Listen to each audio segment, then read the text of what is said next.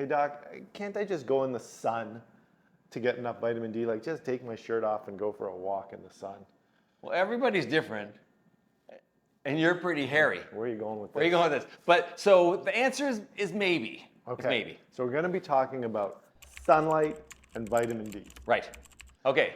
So where do we Well, you think about sunlight and skin cancer, Yep. right? So you're thinking, well, I'm going to go to the sun to get my vitamin D, but I don't want to get skin cancer. Right. That's kind of like robbing Peter to pay Paul, which normally I'm okay with. Yes.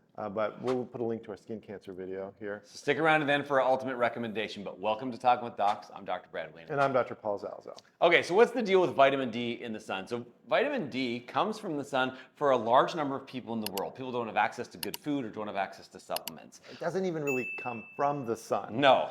It helps your body create it. Wait a within. second. It's not shooting down little vitamin D particles? Carrying on those photons? No. No. What happens is there's a molecule called pre-vitamin D in our skin, and then the UVB rays that come with the sun convert it to the active form of vitamin D3. Okay. And D3 has so many roles. We have videos about it on our channel about other things, but almost all of our cells and organs actually have vitamin D receptors. That's how important that it is. Right. So the thinking is, Yes. how much sun exposure do I need in order to convert enough pre-D to D in my body? Right. And so there are obviously a lot of factors. So let's start at the beginning. What are the factors that gauge how much vitamin D you're going to get from sun exposure? One thing is the time. How much time are you exposed to the sun? Okay, another thing is the amount of your body that's actually exposed to the sun. Are you wearing a short sleeve shirt? Are you in a Speedo? Wait, what?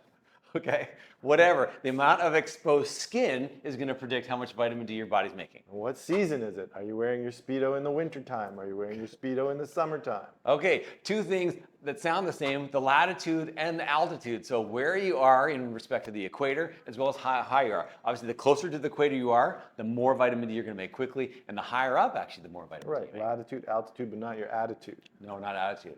Are you wearing sunscreen when you're out in the sun? Right. That can affect it as well. Absolutely. The amount of air pollution that's in the air, that also can predict the amount of penetration of those UVB rays. And your skin color. Do you have dark skin? Do you have light skin? That affects it as well. Are you a ginge? And are you getting your sun through the glass? Right. Okay, so is it coming through another surface? There's some other layer of protection. Okay, so they've estimated, one study estimated that if you have 25% of your body exposed for 8 to 10 minutes in the summer at noon, this gives you an adequate amount of vitamin D. At our About our latitude yes. and sea level-ish altitude. What about if you go further south, Paul? What happens? Oh boy.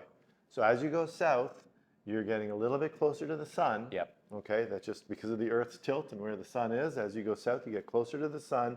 So you get a higher dose of sunlight. And in Miami, you really only need about 3 minutes Right. at high noon of sun exposure To get enough vitamin D. at 25% of your body. Right. Yeah. So there you go. Congratulations, Miami, for being a vitamin D central. Yeah. So how do we estimate the amount of surface area of our body? How would you possibly know what 25% of my body surface, or how would I possibly know what that is? Well, you're taking me back to medical school. I know. When we learned about a burn exposure. Yeah, so unfortunately, when people get burnt, a lot of the ways that we manage them for fluids or medications and predictive morbidity and mortality is the amount of body surface area that's burnt. So there are some specific guidelines, and they always talked about the rule of 9. Right.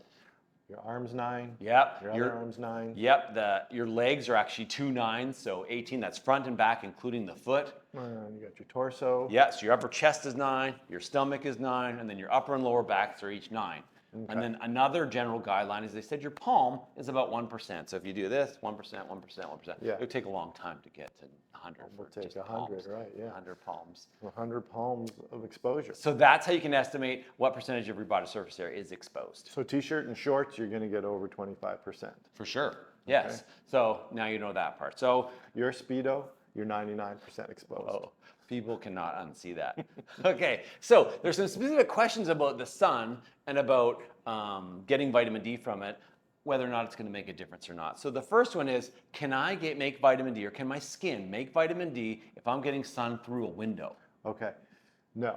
No. You're What? not. You're going to get sun. You're going to get some UV rays, but those are the UVA rays that come through the Right. glass. UVB are blocked, and so UVA, you can still get a burn. So You if get a you've been sunburn. driving in a car and your window's up, but your arm's on the door, you can still get a sunburn, Right. which is bad. Yes, and you're very not bad. getting any vitamin D, which is Right. the good part. Yeah, so don't do that. Or if you're gonna roll the window down, at least get the vitamin D. Or tint that vehicle. Not only does it look really cool, but you protect yourself from the I'm sun. not sure I trust tinted windows. If I see No. someone with tinted windows, I'm not sure. I'm like something Yeah, shady going on there. There usually is. Okay, what about question number 2 is what about sunscreen? If I'm wearing sunscreen, does that prevent my body's ability from making vitamin D? No, you can't. It depends on a lot of things, like the type of sunscreen, how often you applied it, how thickly you applied it. But generally, you can still make some vitamin D through some sunscreen. Right. The whole purpose of sunscreen is to reduce the amount of UVA and UVB that's getting through. So unless it was sunblock and 100% of your skin was not getting any UVB rays, then the answer would be 0. But typically, it wears off over time. So you are going to be making some vitamin D. Very hard to predict a reliable amount because you wouldn't know exactly the percentage. Okay, what about if I'm wearing clothes out there? So interestingly, clothes do provide some protection. Obviously, there are specific types of clothes that are UVB blocking Blockers. clothes, but the average clothes, like say like a white t-shirt, about 20% of the UVB rays still get through that t-shirt to give you exposure. So in a good way for vitamin D, but also like you talked about, in a bad way, you potentially could still get skin cancer or a burn from the UVA rays. All right, and then of course, where you are. Yes. It's going to affect things. Your latitude, if you're up north, if you're down low, if you're high up, or you're at sea level. Canadians in the middle of winter going to Mexico on vacation, they're like shirts off, pants off, Vitamin boom. D. Yeah, Burn. Like see the tomato guy at the breakfast buffet, you're like, bro, should Yeah. have put some sunscreen on. Skin cancer. Wrecked your whole trip. So another thing about vitamin D that's really important is that vitamin D is a fat-soluble vitamin. So we've talked about this before. If you're getting it in a pill form or in your diet, you want to make sure you consume it with some fat. But what it does, it allows us to store some of the vitamins, not like water solubles that the excess just gets urinated out. So if you do miss a day, thankfully we have vitamin D so everywhere. It's stored in our fat tissue, so it can be released. If you miss a day, it's not the end of the world. Otherwise, people back in the day when there was not vitamin D supplemented food or supplements, they'd be like, oh, I got to get outside. Otherwise, I'm going to have vitamin D deficiency on Tuesday if I don't go out. No, it's stored. Doesn't It's work like stored in your that. body. Okay. Are there certain groups of people that are more at risk because of this, because they're not getting outside or they're not getting exposed to the sun? Sure. Infants, right? Teeny tiny babies. That's why they often get vitamin D supplementation, especially breastfed infants. Yep. People that have mobility issues. So if you have difficulty getting outside, those people are at risk and may have a higher need for fortified foods or for supplements. If you live up north, Yep. in the northern latitudes like us, in the wintertime you're at risk. People with darker skin pigments, because of the melanin, this actually reduces the amount of UVB that penetrates to make vitamin D, so that's a possibility. Yeah, you're at risk. You're at risk. All right, and we've talked about vitamin D supplementation before. Yep. So please check out our other videos. So the 3 ways that you can get it is obviously through the sun, through fortified foods, or through supplements. The balance with the sun, as much as we don't promote people taking all sorts of supplements, and to do it naturally is the balance of the risk of skin cancer, which is very real. Obviously, as time has passed and our ozone layers become compromised, the risk of a burn and subsequent skin cancer is very, very real. The incidence is very high. So you have to really temper your goals of getting vitamin D from the sun versus the risk of skin cancer. That's right. Yeah. So check your diet. Check your diet. That's a good way to do it too. Yeah. All right, as we approach the summer, Yes. we thought it'd be important to talk about vitamin D and the sun and Dr. Wiening's Speedo. If you like this video, please like it, subscribe to our channel, leave a comment about your sun exposure, your vitamin D thoughts, what you do for your vitamin D levels. And remember, you are in charge of your own health.